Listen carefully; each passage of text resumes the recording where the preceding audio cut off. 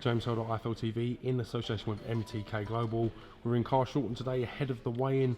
Lenny Dawes versus Antonio Yigit for the EBU European title. Quite fortunate enough to be joined by NISSE SAUERLAND. How are you, mate? Doing very well, yourself? Yeah, not too bad at all, not too bad at all. Talk to me a little bit about this fight. No doubt you'll favour your man Anthony Yigit, but talk to me firstly about the fight. You know, I think it's a very even matchup. You know, it's one that's gone under the radar a little bit, but doesn't mean it's not a great fight. You know, Lenny's obviously a little bit older than Anthony, and it's sort of the old line, keeping the young cub away. You know, Anthony's got a lot of skills. He's been to the Olympics.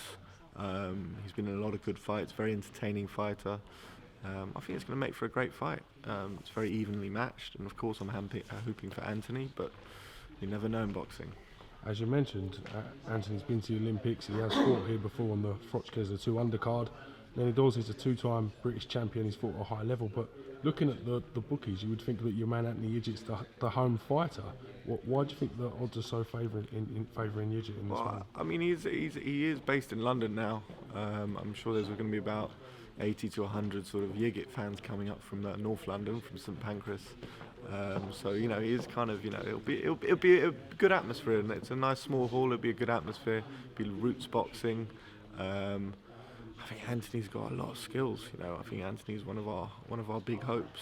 You know, we were disappointed to lose the purse bid. We have special rules in Sweden, which means you need to apply 2 months before for a 12-round fight. And as it happens, it fell on Christmas, basically, our deadline. So we weren't really, we wanted to add it onto another card, so our budgets weren't there to actually win the bid. But the next fight will be definitely be at home for Anthony Yigit, which is Sweden, or you know, of course London is kind of his home now as well, but in his birth home. Is it a danger for you that Yigit hasn't boxed the 12 rounds before in his career?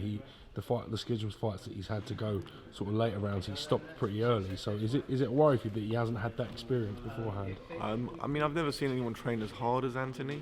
You know, he's just an athlete all round. He lives well, lives clean,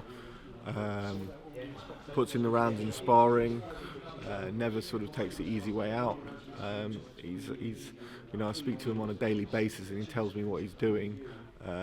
You know, you'd think he's going in for a 25-rounder. So no, I'm not worried on the sort of the stamina stakes of things. He's a busy puncher. Obviously he's a busy fighter. Sorry, throws a lot of punches. So he'll obviously need to be pacing himself, because you know, Lenny's quite a durable guy. And you know, let's see. Can we talk a little bit about David Price? He suffered what could be a sort of career-defining defeat in some respect to Christian Hammer on the Chris Eubank undercard on ITV. Firstly, what was the initial reaction of the team, sort of reflecting that night on that defeat? You know, I mean, I get kind of a little bit choked up when I think about it, because David is. It's a shame. He's got the tools for a heavyweight, and you know, it just keeps on coming up short. I don't know what David will do from here.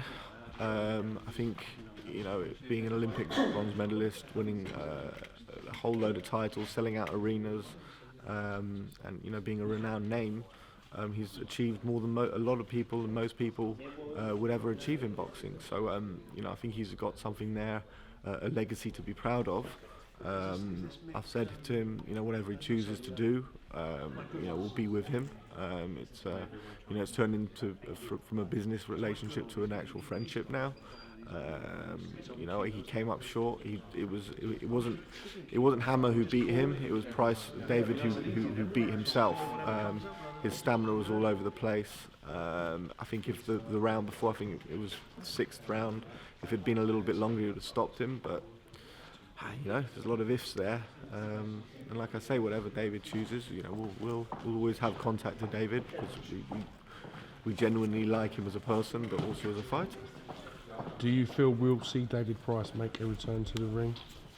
I think it's too early to say. I think David needs to take a lot of time off. He's even said it himself. He needs to take a step back. Focus his energies on his family and being at home, and just realising what he wants to do next. Must be quite frustrating for David Price as well, because before that the only defeats he's suffered is to people that have gone on to to take bans for positive substances. So it must be really unfortunate to him the fact he's just rebuilding stages and then to suffer such a setback like this. Yeah, I mean it's boxing, isn't it? You know, you can never predict it, you can never write it. It doesn't follow any script. But at the same time, I fully expected this to be the Hammer fight to be a platform to get back into world recognition and into world reckoning. You know, there's a lot of exciting fights out there since Tyson Fury beat Klitschko. The whole thing has opened up, the whole heavyweight division. There's a lot of great fights, big money fights out there, and yeah, I mean we came up short on the night. Nobody feels hurting as much as David Price, but what do you think the reason is for the sort of the cruel nature and of reaction that we saw sort of on social media towards David Price's defeat? Yeah, you know, what can you say about those kind of people? You know, I think it's you know, there's a term for them, and that's trolls, and that's what they are. You know, effectively, you know, you can't knock a man, you know, who's won a bronze medal. He's done what he has in professional boxing, and like I say, he's sold out arenas and he's entertained people, and it's not like he's you know, people. I understand if someone's trolling a bad person or something like that. David Price is a great sportsman. He was a great advertisement for he is a great advertisement for boxing, and he's a great human being.